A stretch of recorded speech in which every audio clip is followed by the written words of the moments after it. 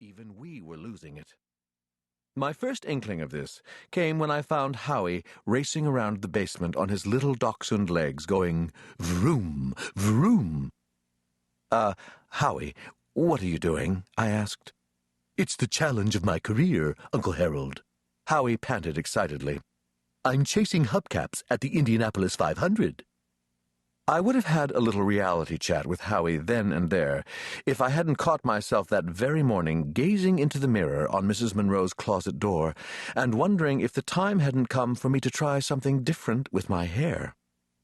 Even Bunnicula, usually the calmest of us all, had taken to hopping around his cage as if the floor were covered with hot tar and twitching his nose so rapidly you would have thought he'd suffer from whisker burnout. Surprisingly, only Chester seemed unaffected by the elements. Or perhaps I should say that if he was affected, it was not in the way one would have anticipated. As the rest of us grew more irritable, Chester mellowed. "How do you do it?" I moaned on the third night, as the rain continued to pelt the windows, and I tried in vain to find an acceptable spot for settling down to sleep.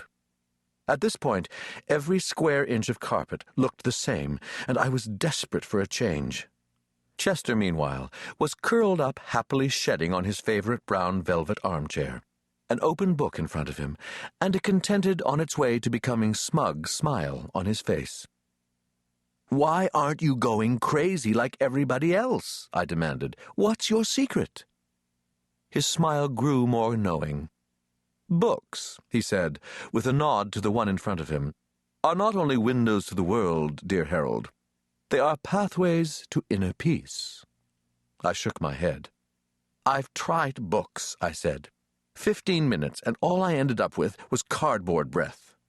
"Try reading them instead of chewing them," Chester advised. Oh, this hadn't occurred to me. Chester is a big reader. The problem is that his reading often gets us into trouble, especially considering the kinds of books he likes to read. "So what are you reading about now?" I asked. "The supernatural?" "The paranormal," he said. "Well, that's a relief. Pair of normal what?"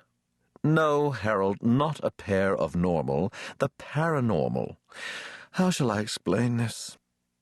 The paranormal are experiences that are beyond explanation, like Bunnicula, for example.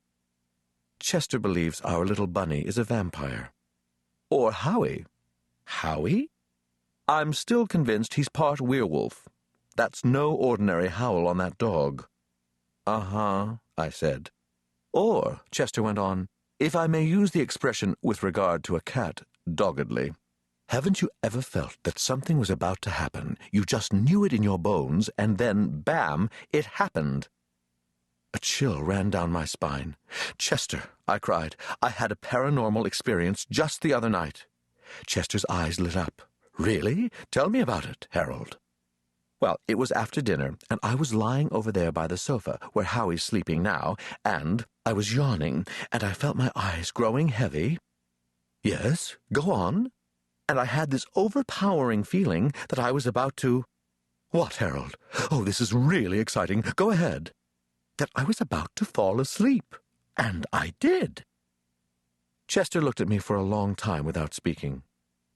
"And do you have the feeling that you're about to experience pain?" he asked at last. "You mean right now?" "Well, no." The book fell off the chair. It landed on my paw. "Ow!" I cried. "Never discount the paranormal," were Chester's parting words, and he jumped down and headed toward the kitchen in search of a midnight snack. I wanted to whimper, but no one was around or awake enough to hear. This made me ask myself the question, if a tree falls on a dog in the forest, does the dog make a sound? I was eager to share this provocative conversation starter with Chester when my gaze fell on the open pages at my feet. I began to read. Harriet M. of Niskayuna, New York, reports the fascinating case of the phantom telephone conversation.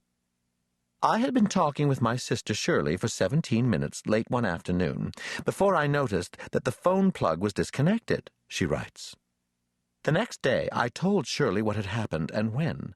Stunned, she informed me that she had had oral surgery just 2 hours